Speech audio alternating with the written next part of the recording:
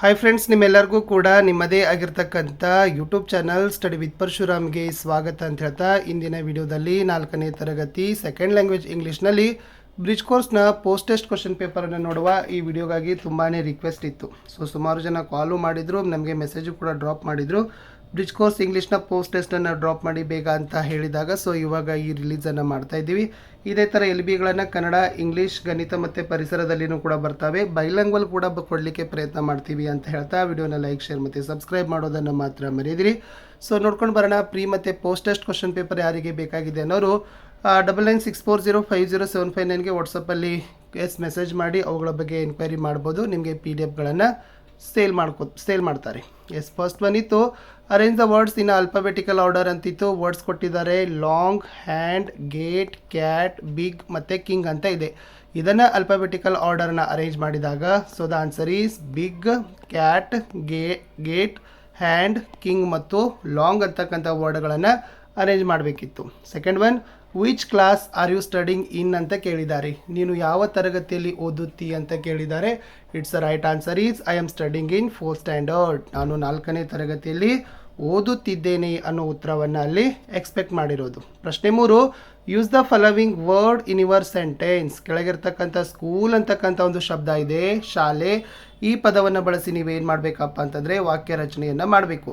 ಸ್ಕೂಲ್ಗೆ ಸಿಂಪಲ್ ಆಗಿ ತೊಗೊಂಡಾಗ ಏನಾಗ್ತದೆ, I go to school every day. ನಾನು ಪ್ರತಿನಿತ್ಯ ಶಾಲೆಗೆ ಹೋಗ್ತೀನಿ ಅಂತಕ್ಕಂಥ ನೀವೇನು ಮಾಡ್ಬೋದು ಅಲ್ಲಿ ಬರಿಬೋದಿತ್ತು. Fourth one make a meaningful words using the following letters. ಇಲ್ಲಿ ನಾವು ಲೆಟರ್ಸ್ ಕೊಟ್ಟಿದ್ದಾರೆ, ಅಕ್ಷರಗಳಿದ್ದಾವೆ, ಅವುಗಳನ್ನು ಬಳಕೆ ಮಾಡಿಕೊಂಡು ಅರ್ಥಪೂರ್ಣವಾದ ಶಬ್ದಗಳನ್ನು ಬರಿಬೇಕು. ರಿಪೀಟೆಡ್, ಅಲೌಡ್ ಅಂದರೆ ಪುನರಾವರ್ತನೆಗೆ ಇಲ್ಲಿ ಏನು ಮಾಡಿದ್ದಾರೆ ಅವಕಾಶವನ್ನು ಕೊಟ್ಟಿದ್ದೀವಿ. ಬಹಳ ಶಬ್ದ ಬರಿಬೋದು. Arm, gun, queen, king, youth ಅನ್ನೋದನ್ನು ನಾವೇನು ಮಾಡಿದ್ದೀವಿ ನಿಮಗೆ ಕೊಟ್ಟಿರೋದು. Next one create a conversation for the following ಅಂತ ಕೇಳಿದ್ದಾರೆ. ಫಾದರ್ ಆ್ಯಂಡ್ ಸನ್ ಅಂತ ಇದೆ. ಇಲ್ಲಿ ತಂದೆ ಮತ್ತು ಮಗನ ನಡುವಿನ ಒಂದು ಸರಳ ಸಂಭಾಷಣೆಯನ್ನು ಬರಲಿಕ್ಕೆ ಕೇಳಿರ್ತಕ್ಕಂಥ ಪ್ರಶ್ನೆ ಇದು. ಫಾದರ್ ಹೇಳ್ತಾರೆ good morning son, how are you. ಅವಾಗ ಸನ್ ಹೇಳ್ತಾನೆ good morning father, I am fine. ಮತ್ತು ಫಾದರ್ ಹೇಳ್ತಾರೆ did you complete your homework.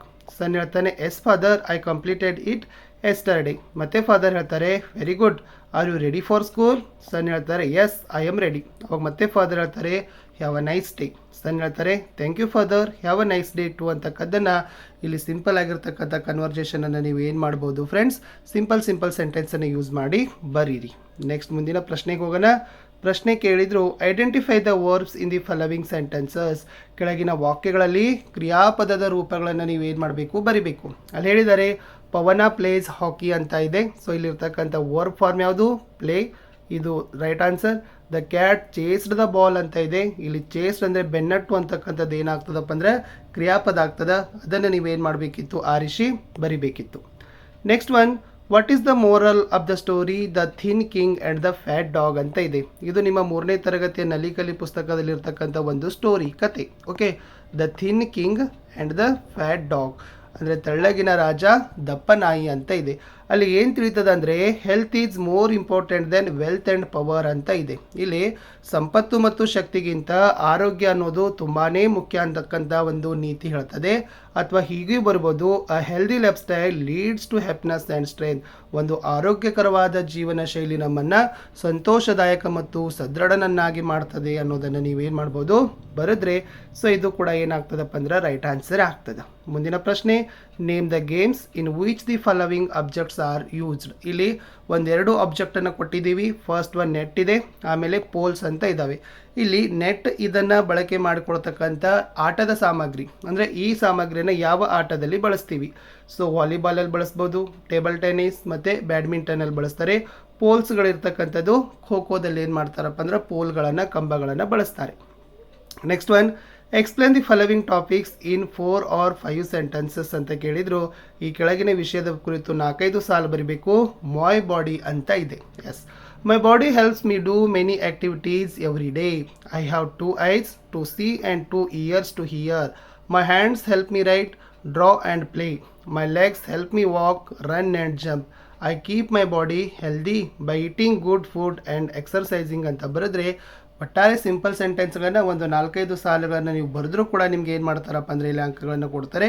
ಇಷ್ಟು ಈಸಿಯಾಗಿರ್ತಕ್ಕಂಥ ಮಾಯ್ ಬಾಡಿ ಬಗ್ಗೆ ಬರೆದ್ರೆ ಗ್ರೇಡಿಂಗ್ ಮಾಡ್ತಾರೆ. ಇನ್ನು ಲಾಸ್ಟ್ ಪ್ರಶ್ನೆ ಇತ್ತು, ಅಪೋಸಿಟ್ ವರ್ಡ್ಸ್ ಇದ್ದಾವೆ.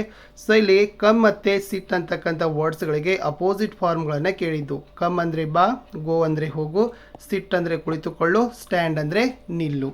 ಇಷ್ಟು ಏನಾಗಿತ್ತಪ್ಪ ಅಂತಂದರೆ 4th ಸ್ಟ್ಯಾಂಡರ್ಡ್ನ ಸೆಕೆಂಡ್ ಲ್ಯಾಂಗ್ವೇಜ್ ಇಂಗ್ಲೀಷ್ನಲ್ಲಿ ಇರ್ತಕ್ಕಂಥ ಒಂದು ಪೋಸ್ಟ್ ಟೆಸ್ಟ್ ಕ್ವಶನ್ ಪೇಪರನ್ನು ನಾವು ಕೊಟ್ಟಿದ್ದೀವಿ. ಸೊ ಪ್ರೀ ಟೆಸ್ಟು ಕೂಡ ಇದೇ ಮಾದರಿಯಲ್ಲಿತ್ತು. ಅವುಗಳನ್ನು ಕೂಡ ತಾವುಗಳು ರೆಫರ್ ಮಾಡ್ಬೋದು. PDF ಬೇಕಾದರೆ 9964050759 ನನಗೆ ವಾಟ್ಸಪ್ಪಲ್ಲಿ ಚಾಟ್ ಮಾಡಿ ಅಂತ ಹೇಳ್ತಾ ನಾನು ಸಿಗ್ತೀನಿ ಹೊಸ ವಿಡಿಯೋದಲ್ಲಿ. ಇಲ್ಲಿಯವರೆಗೆ ವಿಡಿಯೋ ವಾಚ್ ಮಾಡಿದ್ದಕ್ಕೆ ಧನ್ಯವಾದಗಳು. ನಿಮಗೆ ಈಗ ಟ್ರಾನ್ಸಿಷನ್ ಪೀರಿಯಡ್ದಲ್ಲಿ ಇರ್ತಕ್ಕಂಥ ವಿಡಿಯೋಗಳು ನೆಕ್ಸ್ಟ್ ಲೈನ್ ಅಪ್ ಮಾಡ್ತಾರೆ, ಅವುಗಳ ಯುಟಿಲೈಸನ್ನು ಮಾಡ್ಕೊಳ್ಬೋದು.